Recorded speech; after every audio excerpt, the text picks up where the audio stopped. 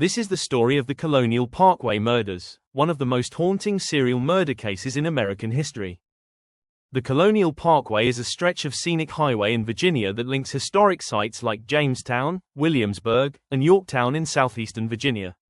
Winding along the York and James rivers, it offers a secluded, wooded drive, romantic, quiet, and largely unpatrolled. Especially in the late hours, it was a popular spot for couples seeking privacy. But between 1986 and 1989, the Colonial Parkway became the backdrop to a series of brutal killings that claimed the lives of at least 8 young adults. This romantic retreat became a place of terror, leaving behind a legacy of bloodshed and unanswered questions. The case continues to baffle law enforcement and true crime enthusiasts alike, not only because of its gruesome nature but also due to the enduring silence surrounding the motives, the perpetrator, and the lack of clear forensic leads. The first known victims were Kathy Thomas and Rebecca Dofsky, who had been dating for a short time. Kathy was a 27-year-old U.S. Naval Academy graduate and one of the first women to graduate from the academy after it began accepting female students. Rebecca Dofsky was a 21-year-old student at the College William and Mary, majoring in business. Their deaths were brutal, mysterious, and marked the beginning of a chilling pattern that would haunt the region for years. The couple was last seen on October 9, 1986 after leaving the William and Mary campus. They had plans to go to dinner before Rebecca left town for the fall break. On October 12, 1986, their bodies were found in Thomas's white Honda Civic, which had been pushed down an embankment off the parkway near a scenic overlook. They were bound, strangled, and their throats slashed. The car had been soaked with diesel fuel in what appeared to be an attempt to destroy evidence, though it failed to ignite. The scene suggested a deeply personal and violent attack. Kathy's death was particularly brutal as she was almost decapitated. The car's placement and the way the bodies were positioned suggested the killer was trying to stage or conceal the crime. Investigators theorized the women were likely killed in or near their vehicle while parked along the parkway, possibly targeted because they were a gay couple. Kathy's wallet was found open and face down on the floorboard of the driver's side, leading to speculation that the killer was a police officer or perhaps posing as one. David Knobling and Robin Edwards were the second known victims in the Colonial Parkway murders. David Knobling was 20 years old, a hard-working young man from Hampton, Virginia. On the evening of September 19, 1987, he picked up 14-year-old Robin Edwards after she snuck out of her home. Robin was an outgoing teenager who was experiencing some adolescent struggles. It's unclear what the true nature of their relationship was. But that night, they ended up parked at a local spot, the Ragged Island Wildlife Refuge, a remote and quiet spot near the James River in Isle of Wight County, Virginia. It was known to be a popular lover's lane. The next morning, David's truck was found abandoned, with keys in the ignition, driver's side door open, radio on, and windshield wipers still moving. Inside the truck were some of David and Robin's belongings, including both of their pairs of shoes. But there was no sign of either him or Robin. 3 days later, on September 23, 1987, their bodies were discovered along the James River shore, roughly a mile from where the truck was found. They were both shot execution style through the back of the head. David also had a gunshot wound to his left shoulder. Their bodies were partially clothed, and it's believed they may have been forced out of the vehicle and led to the place where they were killed. While the location and some aspects of the crime differed from the Kathy Thomas and Rebecca Dofsky case, particularly the use of a gun rather than strangulation, the pattern of young couples in secluded lover lane areas suggested a possible connection. And just like in the first crime, David's wallet was visible, found sitting on the dashboard of his truck. On the night of April 9, 1988, Richard, Keith, Cole 20, and Cassandra Haley 18, both students at Christopher Newport University, were on their first date and attended a party in Newport News, Virginia. They were last seen leaving the gathering around 1:30 a.m. on April 10. The following morning, Keith's red 1982 Toyota Celica was discovered abandoned at the York River overlook along the Colonial Parkway. The driver's side door was ajar, the keys were in the ignition, and personal items, including clothing and accessories belonging to both Keith and Cassandra, were found inside the vehicle. Cassandra's purse was also found on one of the seats. When park rangers first arrived on the scene, they were opening doors and examining the car without gloves or any techniques to preserve evidence. Not only did they completely contaminate the crime scene, but once they figured out that this was more than simply an abandoned vehicle, they put back everything they removed from the car and tried to stage the items as they were when they first found them. In the days following their disappearance, search efforts included tracking dogs, which followed scents leading toward the York River shoreline.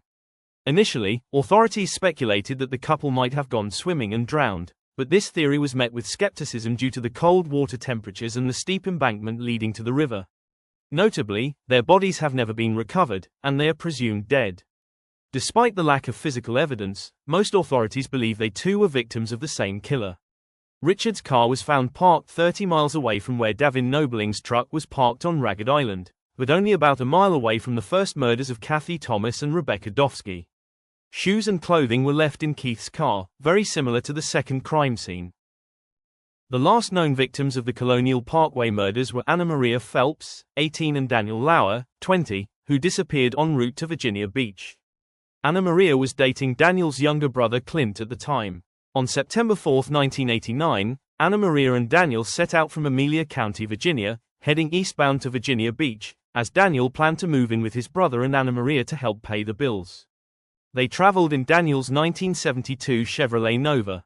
However, the car was later found abandoned at a westbound rest stop on Interstate 64 in New Kent County, opposite the direction they were traveling. The vehicle's doors were unlocked, the keys were in the ignition, and Anna Maria's purse was inside, as well as Daniel's possessions. A roach clip with a feather attached to it was found hanging on the driver's side window. Additionally, dirt and grass stains on the car's underside indicated it had been driven off-road. On October 19, 1989, hunters discovered the decomposed bodies of Anna Maria and Daniel in a wooded area near a logging road, approximately a mile from the rest stop where the car was found. The bodies were covered with a blanket from Daniel's car. Due to the advanced decomposition, the exact cause of death could not be determined, though Anna Maria showed evidence of stabbing. Their deaths did not exactly fit the prior patterns. The location was not a lover's lane and the bodies weren't near water like the previous three cases. But the pairing and location near the parkway kept them in the orbit of the suspected serial killer. Although there are stark differences between the four cases, the Colonial Parkway murders share several eerie similarities. The victims were young white couples, often last seen late at night, near isolated or romantic locales, usually in or near their vehicles. In most cases, the scene seemed staged, cars moved, and evidence tampered with. The killer appeared methodical, calculating, and unafraid of discovery. The investigations have caused much speculation over the years. Some theories suggest the perpetrator might have been a law enforcement officer or someone impersonating one, due to evidence indicating possible traffic stop scenarios. Others believe the murders could be the work of more than one person, or even a group of people.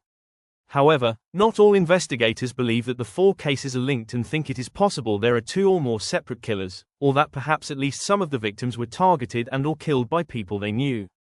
To complicate things even further, the case has been plagued by jurisdictional confusion. Since the Parkway is federal land, the FBI had jurisdiction in the cases of Kathy Thomas and Rebecca Dofsky, as well as Keith Call and Cassandra Haley. The Virginia State Police were the lead investigators in the case of David Knobling and Robin Edwards found at Ragged Island, and the case of Anna Maria Phelps and Daniel Lauer found off I-64 in New Kent County. Early mistakes, such as the contamination or loss of evidence and a lack of centralized case coordination, severely hampered progress.